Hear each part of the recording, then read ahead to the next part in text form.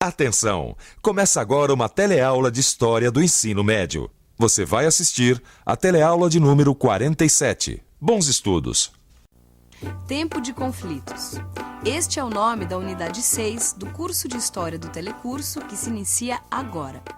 Nestas aulas, veremos o apogeu da Europa burguesa, que através da imposição de uma ordem econômica, política e social, trouxe também muito progresso, arte e beleza para o mundo, no momento chamado de Belle Époque. Entretanto, este mesmo momento carregou o nacionalismo exacerbado e a corrida neocolonial empreendida pelas potências, que acabou resultando na tragédia das guerras mundiais. Vamos ver que entre os trabalhadores excluídos desse progresso, firmaram-se as ideologias que contestavam a ordem liberal burguesa e que a Revolução Russa marcou a tentativa de construção de uma sociedade igualitária pela via do socialismo. No Brasil, alterava-se a ordem política sem mudar de fato a ordem social e econômica. No entanto, os acontecimentos na Europa provocaram reações de parte da intelectualidade brasileira, que buscou nas artes a expressão de uma nova identidade nacional, menos eurocêntrica.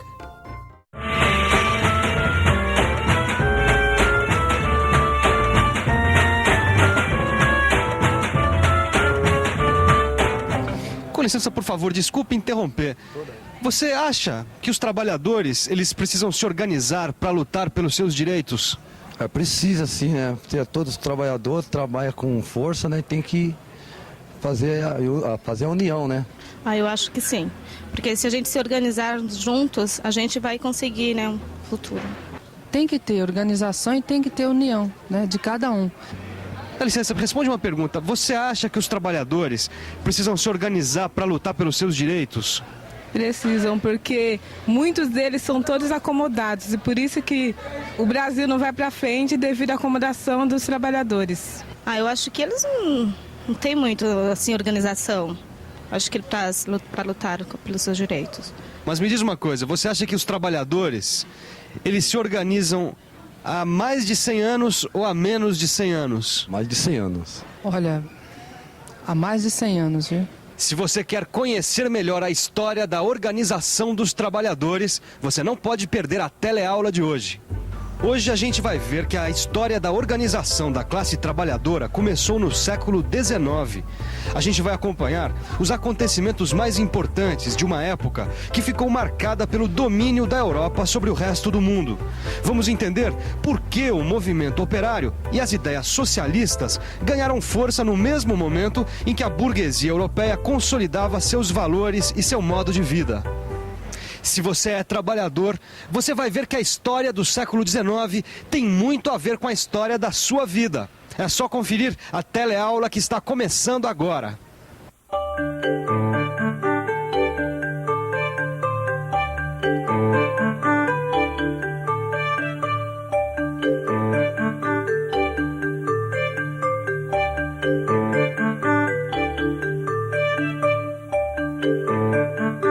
No século XIX, a ciência e o progresso eram um símbolo de uma época que revolucionou o mundo com suas máquinas, suas ferrovias e seus telégrafos.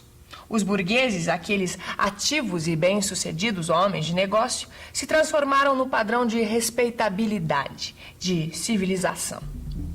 Entre 1890 e 1914, um período que ficou conhecido como Belle Époque, o estilo de vida da burguesia francesa virou um modelo de comportamento imitado pelos burgueses de todo o mundo. No fim do século XIX, a Europa era praticamente dona do mundo. Um mundo que estava dividido mais ou menos assim. O mundo burguês, que era considerado a verdadeira civilização. O mundo do proletariado, ou seja, a classe trabalhadora. E o mundo colonial, quer dizer, as colônias dos países europeus no resto do mundo. Para os burgueses europeus do século XIX, o mundo parecia perfeito.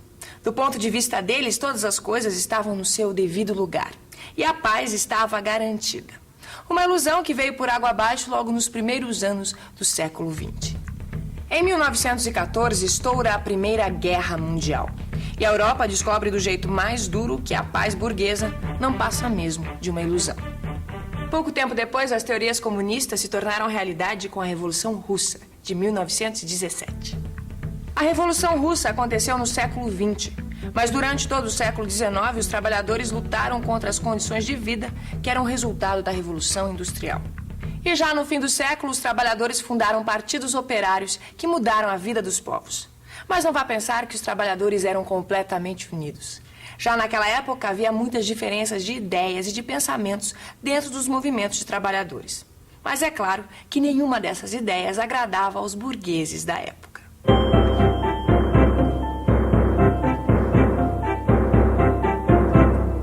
Numa grande cidade da Europa do século XIX.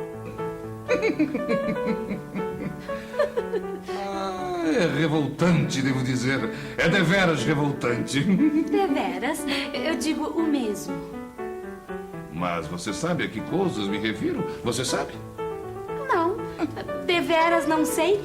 Que coisas são essas de que fala você, querido? Coisas revoltantes, deveras. Esses operários querem tanto se organizar e nada se entendem. Que incapazes são. Deveras, operários. Patéticos, não são? Patéticos, digo eu. Imagine você que esses socialistas querem transformar o nosso regime social. Revoltante. Querem acabar com o capitalismo liberal. Deus Todo-Poderoso é ultrajante! Como querem fazer coisa tão repugnante esses socialistas? É aí, minha cara, que não se entende esses socialistas. Porque há os que são adeptos do chamado socialismo revolucionário. Marxistas também são chamados, porque são seguidores das ideias de um tal de Karl Marx. Pensador perigoso, deveras. Perigoso, disse você? Perigoso, disse deveras. E por que razão, querido? Bem, pela simples razão de que esses marxistas pregam a luta de classes para implantar a ditadura do proletariado. É ultrajante! Ultrajante deveras, e digo mais, revoltante. Deveras. E há ainda esses outros socialistas, os que defendem o socialismo democrático. Esses pregam a propriedade coletiva dos meios de produção, rejeitam, entretanto, a ação revolucionária. Querem tomar o poder pelo voto. Mais civilizados esses socialistas democráticos, digo eu. Civilizados. Imagine ter esse tipo de pessoas no poder. Valha-me Deus. Ai, valha-me Deus, deveras. Deveras. A razão, porém, tem você numa coisa. Esse Marx é realmente o pior. Imagine você que ele quer promover reuniões internacionais de socialistas. É patético! Patético! Isso não vai acontecer nunca! Nunca! 1864. A primeira Internacional Operária se reúne na cidade de Londres, na Inglaterra. Karl Marx, o filósofo da luta de classes, participa da reunião junto com sindicalistas, líderes operários e intelectuais dos principais centros europeus. 1876. A Internacional se dissolve por causa das disputas entre socialistas e anarquistas que pregam a ausência de governo e a luta contra qualquer tipo de organização estatal. 1889. A Segunda Internacional Socialista se reúne na França. Seus membros são, na maioria, socialistas democráticos. 1914. Começa na Europa a Primeira Guerra Mundial. Os socialistas abandonam o internacionalismo e se dedicam a defender seus países na guerra. Os comunistas chamam os socialistas democráticos de traidores do movimento trabalhista. 1919. A Terceira Internacional se reúne após a vitória do Partido Comunista na Rússia. A União Soviética se torna o centro irradiador do comunismo no mundo. 1938. A Quarta Internacional se reúne no México. Seus membros criticam a burocracia da União Soviética. 2 anos depois, a Segunda Guerra interrompe o movimento. Você está vendo que a história da organização dos trabalhadores vem de longe.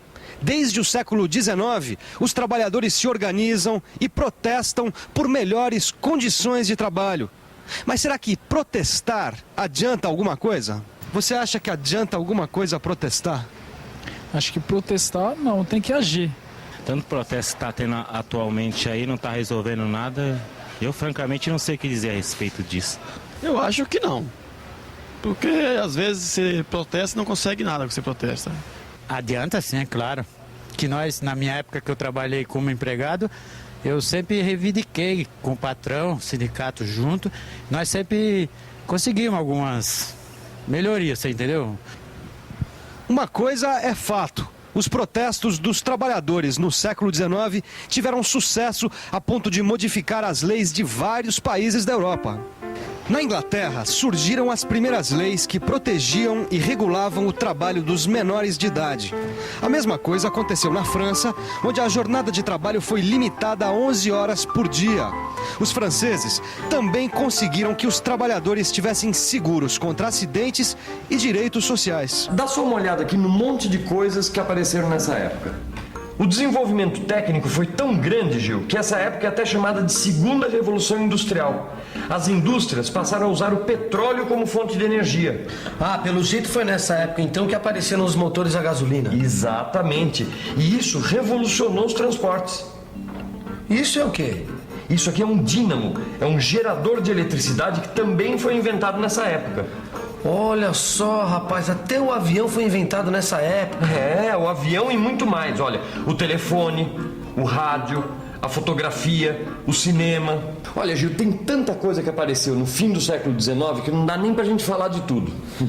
Ô Vicente, já que você tá bem inteirado nessa história, dá mais um exemplo pra mim, vai. Um exemplo que você nem imagina. O leite que a gente bebe, Gil. O leite? É. Amigo, você toma leite? Tomo sim.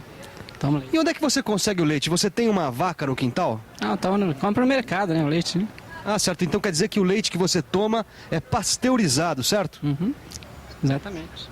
Muito obrigado. Pois é, a pasteurização é um processo pelo qual passam vários alimentos que a gente consome. Você sabe de onde vem esse nome? O nome pasteurização vem do sobrenome do cientista francês Louis Pasteur. Foi ele que inventou no século XIX o processo que elimina as bactérias de alimentos como o leite que a gente consome nos dias de hoje. Pois é, até nos pequenos detalhes, como por exemplo no caso do leite, a vida que a gente leva hoje tem muito a ver com o estilo de vida que se levava no fim do século XIX e no começo do século XX.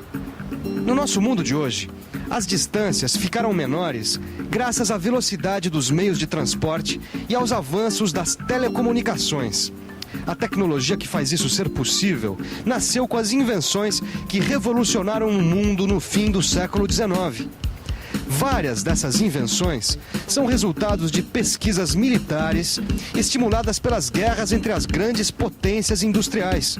E até hoje, a indústria da guerra continua sendo uma fonte poderosa de pesquisa e desenvolvimento de novas tecnologias. No século XIX, os homens dominaram as fontes de energia que aceleraram como nunca o progresso e a industrialização. O mesmo progresso que agora coloca o homem diante do desafio de conviver com a devastação e a degradação do meio ambiente. O século XIX foi o século do domínio europeu sobre o resto do mundo. A Europa industrializada enriquecia e os países que ela colonizava eram submetidos ao controle político e econômico das potências europeias. Hoje, o padrão de vida dessas sociedades industrializadas se distancia cada vez mais dos níveis de miséria e subdesenvolvimento do chamado Terceiro Mundo, o ex-mundo colonial. Muito bem. Agora que você já sabe por que a industrialização do século XIX tem tudo a ver com a situação do mundo de hoje, a gente já pode partir para a nossa revisão. E atenção, se liga aí que é hora da revisão. Na teleaula de hoje, você viu que o século XIX foi uma época marcada pelo domínio da Europa sobre o resto do mundo. Foi nesse período que os valores e o estilo de vida da burguesia europeia se afirmaram como modelos para toda a sociedade. Ao mesmo tempo, o século XIX foi a época em que os trabalhadores começaram a se organizar politicamente, enquanto os socialistas e comunistas propunham um novo modelo de sociedade. Foi também no século XIX que a industrialização transformou a vida no planeta, com invenções que até hoje estão presentes no nosso dia a dia. Agora que a nossa teleaula terminou, você já sabe o que tem que fazer para entender melhor ainda tudo isso que a gente viu hoje. Estudar no seu livro de história. Até a próxima!